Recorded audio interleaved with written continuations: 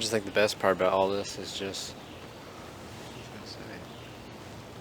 What was I gonna say? I already forgot what I was gonna say. Oops. Oh yeah.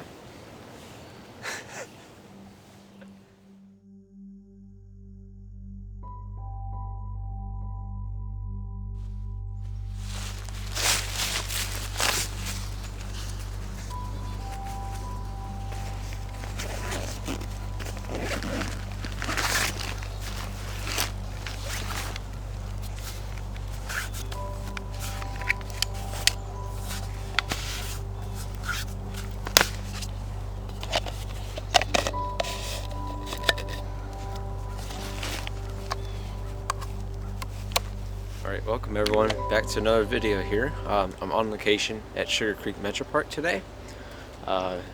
Immediately when I got here, just went straight to the Big Woods Trail because especially in this time of year, it's pretty common to see barred owls here.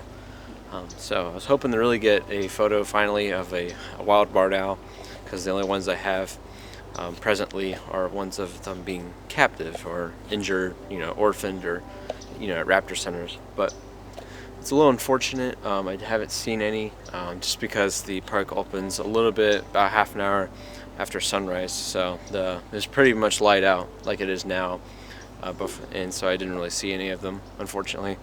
I did try just to call on my little phone mobile device, just a little audio call, just seeing if that works. I did only once or twice. I didn't want to overuse it, of course. Didn't have much luck with it either, unfortunately. But so now I'm just really shifting focus a little bit. Hopefully I still see one, but I'm really just focusing on the common songbirds. Seeing lots of different woodpeckers. I'm hearing at least pileated woodpeckers. I'm hearing a lot of. I'm not seeing any right now. Seeing quite a few red-headed woodpeckers, and then just other common, northern cardinals, Carolina chickadees, tufted titmouses, and I think that's pretty much it. There was one Carolina wren that was kind of just really low, almost on the ground floor of the woodland here in the Big Woods Trail, and it just was a couple of feet away from me, and it had almost like a starwood call, like it was kind of surprised I was walking by, and I guess it kind of flushed it out of its area and flew away. So yeah, the biggest problem I'm really facing, the biggest challenge, is that they're all very high up in the trees, and so the fortunate thing about this time of year is that all the leaves, especially on the higher canopy of the woodland, are all just gone. So now the trees are bare, so it's much more easier to spot and just kind of observe and view the different bird life that's all the way up in the trees. So the problem is that, photographically speaking, with a camera, it's a lot more tricky, and of course I don't want to just waste taking photos all day of just shooting straight up, because then that makes it really harsh. It's really hard to make a properly evenly exposed image that way, just because it drops out the subject typically, and makes it silhouetted, which is definitely not what I'm going for in this case. So you always have to wait until they're pretty much at eye level and on the same view plane as you with the camera and the DSLR. Every once in a while I will see a chickadee or a titmouse come straight down kind of near my eye level, but there's still, the problem is that down here there's a lot of green leaves that are still foliage that's still around, so it's kind of blocks out the view down here. So it's all about just kind of finding the right place, a little bit of luck, being in the right place, right time, but also just kind of planning a little bit where you see the birds are kind of just most commonly congregating, especially down towards your level, and photographing them accordingly. Fortunately, the weather conditions look really nice today. It's not too freezing cold, so you can photograph out here comfortably for many hours if you so choose. And then the lighting especially is just fantastic. It's just a gray bland sky, which makes doing landscapes kind of just dull and boring. So that's why I'm photographing or focusing more on wildlife today, is that you can pretty much shoot wildlife portraits in pretty much this weather all day, and they should look pretty nice in that nice overcast light. So I'm going to spend some more time here in the Big Woods Trail. Haven't really taken a photo yet, or a proper photo at least, but I'm hoping to see something. And if not, we'll move on to the color-coded trails and see if there's any more birds or just any other kind of nature subjects that we can find. So, yep, just gonna keep on photographing here, and hopefully we get something. In all, Sugarcreek has about 618 acres, and it takes you through some winding creek crossings at the namesake Sugarcreek. It's one of my favorite creeks to really photograph and view, and there's plenty of times and viewing opportunities during your hike here. Overall, the weather is pretty decent today. It's a lot more warmer than my previous on location video. The winds are pretty calm. There's going to be a little bit of pitter-patter of rain on and off throughout the day, which is nothing really to worry about. I'm not really too concerned about bringing a pack cover or some kind of rain gear that really just cover myself and the gear. Another thing is that I've been here several times, but each visit warrants different views and different things to look at. And as always with nature places like this, you can have spectacular wildlife viewing opportunities. In particular, birds are always a big thing that I'm looking after when I'm here. Specifically, the Yellow Trail is a paved flat trail that takes you through the tall grass prairie. So that's more of a common thing in the spring and summer. That's something I'm not really going to be looking at here today, but that's okay. The Red Trail primarily takes you through the Sycamore Ridge location, or the area of the Metropark.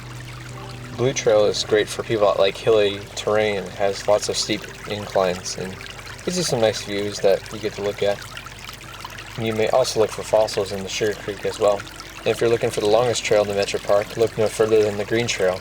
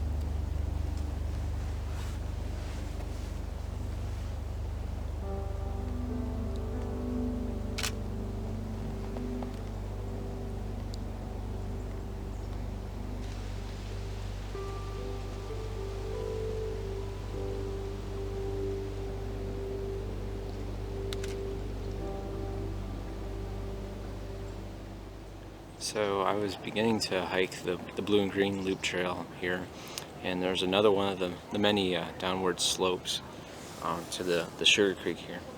And so I came all the way down to the edge of the creek here, just kind of crossed some of these big stone slabs and just looked around, and I saw way downstream what looked like it was a great blue heron, but I was like kind of kidding to myself and joking because it looked like a tree stump, and I've seen many tree stumps before like that, and I thought there were silhouettes or some kind of bird that wasn't really there. But in this case, it actually was a great blue heron, and he's still over here. He's completely unaware of my presence. He's just kind of preening or whatever.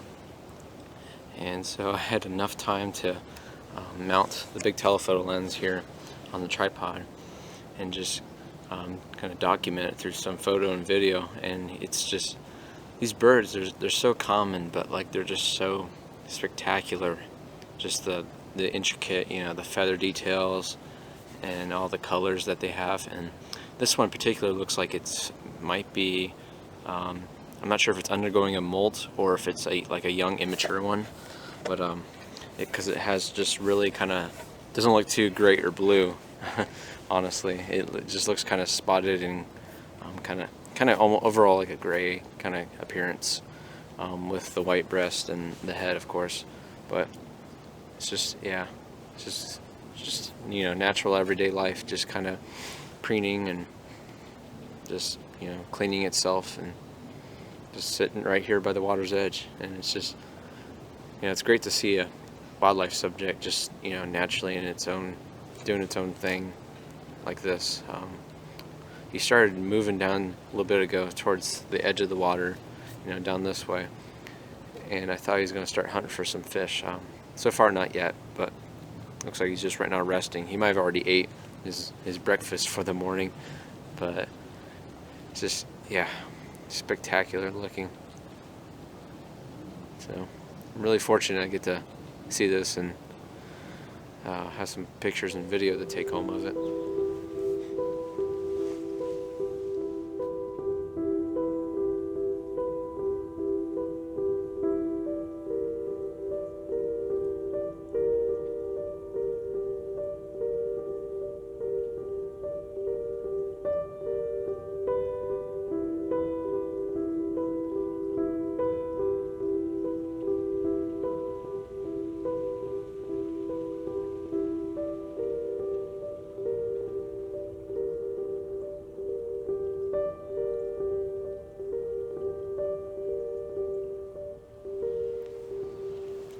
I think one of the best parts about, getting out there and exploring like this is that I'm finding new trails and new kind of secluded areas within busier places. Like, I would consider Sugarcreek, Metropark here to be a pretty busy place. There's always whole bunch of different trail runners and fellow hikers like myself, and maybe even a few photographers, I'm guessing. But the good news is that you can find these secluded areas where I can, calmly photograph a great blue heron, or, just search for other birds, or make some landscape compositions of the Sugarcreek. There's plenty of places that you can kind of make, call your own, I guess, for a time, and just, in my case, do the work. So I find it to be really helpful. But it looks like it's starting to rain a little bit, and there might be a little passing shower here and there. Just for a little while, so I'm going to keep along the trail here, and we'll see all the other different kind of natural features of the Metropark here.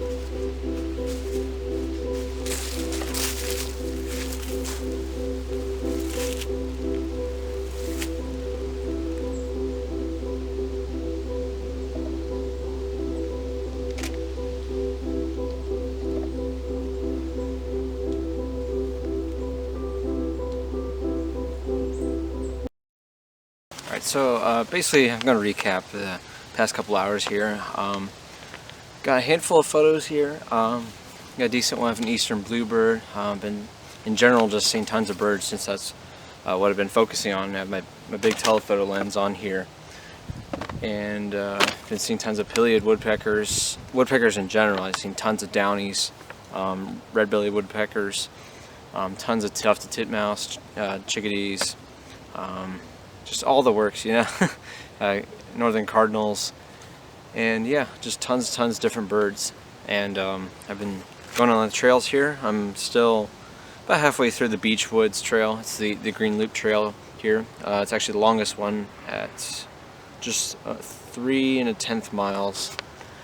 And yeah, got a few more hours of daylight here. I'm thinking I might just cut back on doing the birds for now. Might put on the small telephoto and try extracting some intimate landscapes or something out of the woodland here. I'm also going to be coming up real soon on the Osage-orange tunnel that's on the Orange Loop. It's a very scenic spot in the Metropark. And then there's also, just before that on the way there, the Three Sisters oak trees. Really it's more like two of them, because one of them got struck by lightning many years ago. But they're very, very massive, just hundreds of years old oak trees. They're just very, very beautiful, big. So I'm going to try maybe see if I can encompass that in a wide angle perspective, because I've been here before and tried that, and it's very, very big trees. And without going off trail, you really just have to, work with what you have and take a step back and just see how far back you can get. Look straight up and see if you can capture the whole tree in the image. But yeah, it's been a pretty good day so far. I think it's been very productive. Those heron photos are probably my favorite, which is kind of ironic because it was the first ones I took. But yeah, it's been a pretty good day so far. But it's not over yet. So let's see what else we got here.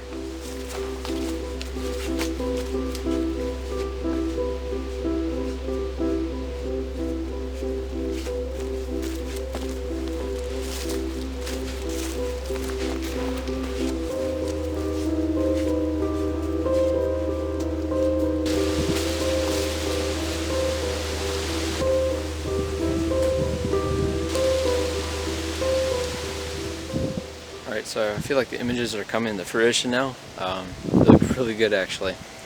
I've been experimenting with different angles, different orientations, the vertical, horizontal, different, just the whole space in between me and the oak tree. And I've been basically starting from as close as I can get while still getting that wide angle perspective, and then just kind of stepping back, a handful of feet. And then I found the best way to really encompass the whole entire tree, whether it's vertical or horizontal, is actually have my back against the third sister down here. It's much smaller than the bigger first sister up here, but from that angle down here, I find it just works the best. And for each set of images, I actually bracket them, and I have two separate raw files that are later going to be compiled on the computer into one complete file that has one complete image that has all the different exposure values and details, because I basically exposed for the tree itself and exposed for the gray sky above, and I just find it makes that best detail, because if it's really tricky with the lighting here, even though it's simple and overcast, the tree, basically the camera meter, the built-in camera meter likes to think that the tree needs to be deeply in silhouette. And so I've just been exposing for both, like I said, the sky and the tree, and it makes one complete image that looks, I think, pretty good in this case. It's just amazing to think that these trees are perhaps probably one of the best examples of the oldest kind of trees that are still alive in southwestern Ohio. And it's just amazing to think that they're actually here, at least locally where I live, and I have the privilege to photograph them while they're still alive here. Alright, so I got the images. I think they turned out pretty well. Basically all I did was vary for the brackets the shutter speed, just decreasing or increasing depending on what exposure and which part of the frame that I'm metering for. I kept the aperture pretty consistent around the f13 range. The ISO was about 400 or so, and I find it works really well in this case. So with that being said, we're going to actually continue on the Orange Trail and go to the Osage-Orange tunnel. So then we might try some small telephoto stuff with that. I'm thinking might work the best with that kind of area. So yeah, let's get started. Alright, so now I'm right here in the middle of the Osage-Orange tunnel. These trees are naturally formed to create these kind of overweaving, just kind of branch out and curl down branches. And historically, homesteads and farms would use these as pretty much like all natural fence rows. So I've been trying with my small telephoto here, just at 75 millimeters. I'm trying a very, very wide aperture at f5.6, and then focusing about a third of the way into the scene to get hyperfocal distance in there. But I'm just finding the composition, and more importantly the lighting, is just very, very just shallow and bland, and it's not really working in this case. I feel like this entire scene would work a lot better if it was in some giant, golden glow of like a sunrise, and you got the heavy beams just shining right through. Just kind of clashing against all these different Osage tree branches, but I'm just finding the lights is way too flat, and it makes it a little bit of a challenge, but I'm thinking this is one instance where I'm just gonna have to like walk away from the scene for today, unfortunately. And that's one thing I want to just point out, is that it's very important that you know when to kind of just step back and give up, at least for the day. But this is definitely a subject and a place in mind that I'll probably keep in mind for future visits, whether they're sunrise or sunset.